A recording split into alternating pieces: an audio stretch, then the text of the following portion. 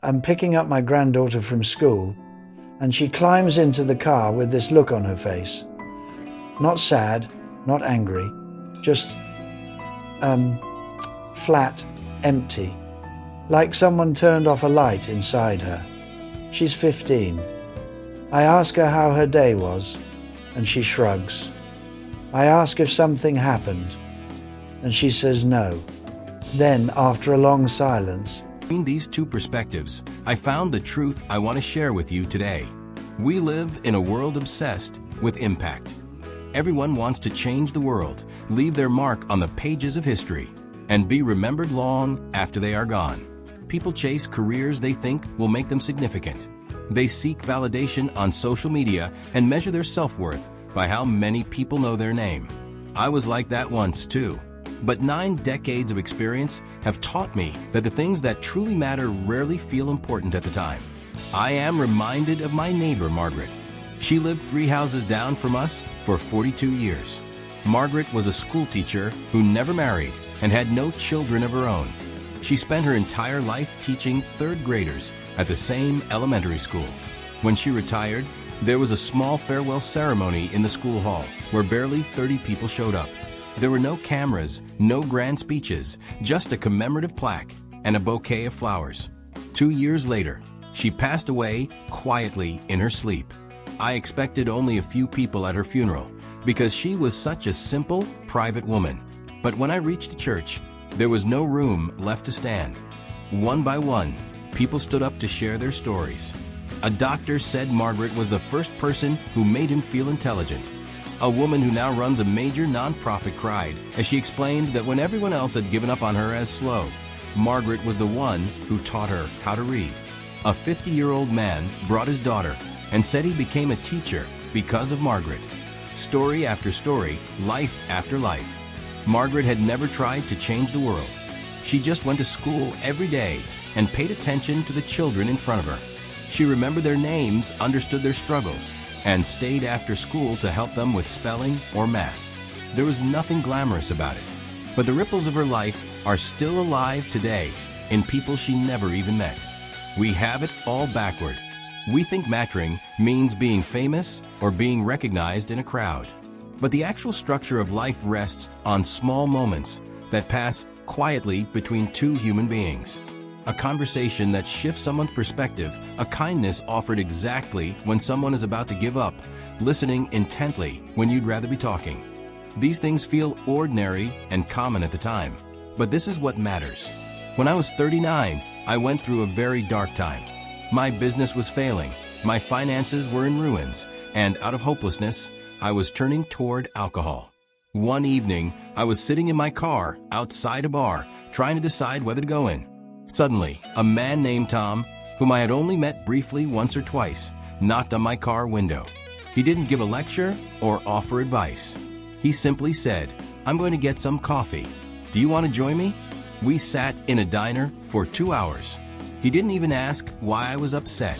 He just talked about normal things, his kids, a book he was reading.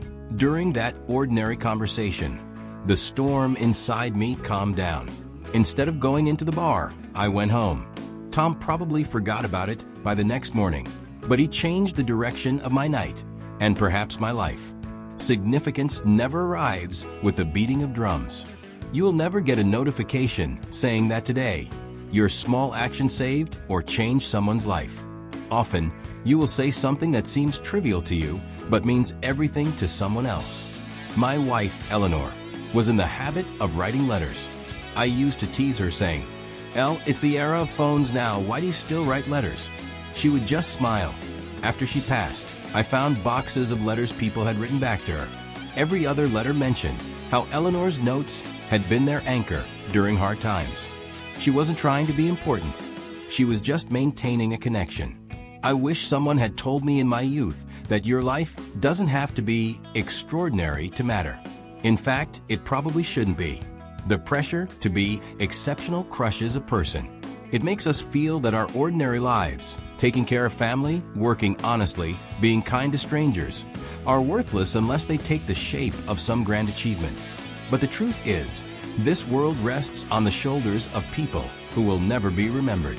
the parents who stay up at night with sick children, the workers who show up on time, the friends who call when they sense someone is in pain.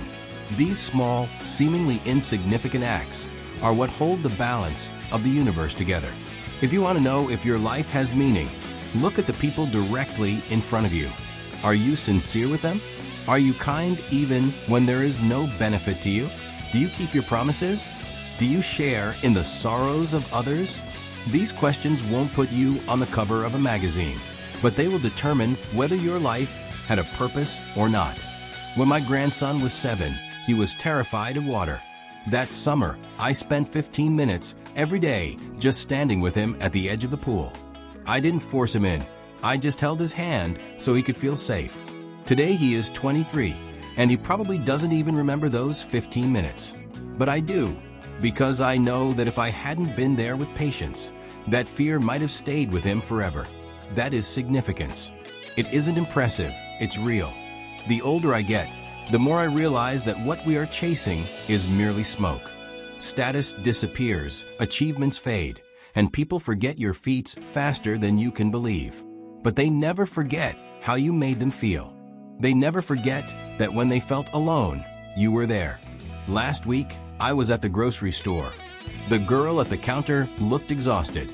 She had dark circles under her eyes and was moving with heavy steps. I could have just paid and left, but I asked her, "Dear, how are you doing?" It wasn't the formal question we ask every day.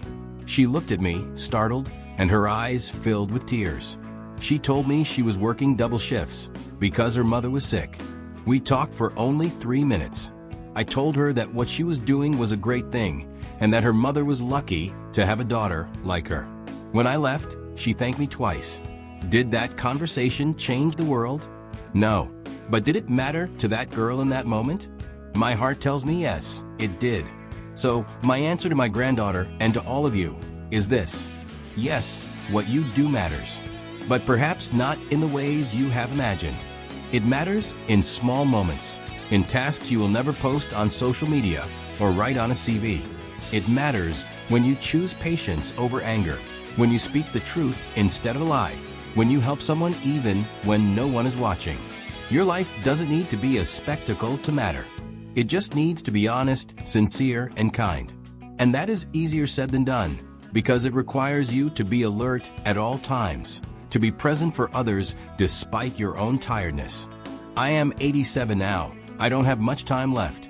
And when I think about what my life meant, I don't remember any awards.